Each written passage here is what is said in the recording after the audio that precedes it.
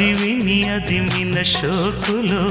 ఉరి విడిచిన నెమలికి సవతిగా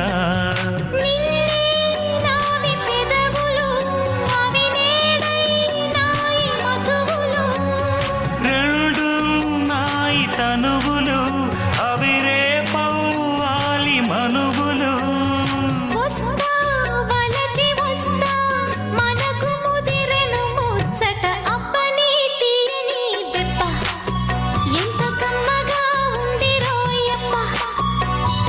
అమ్మ నీనున్న నీ బుగ్గ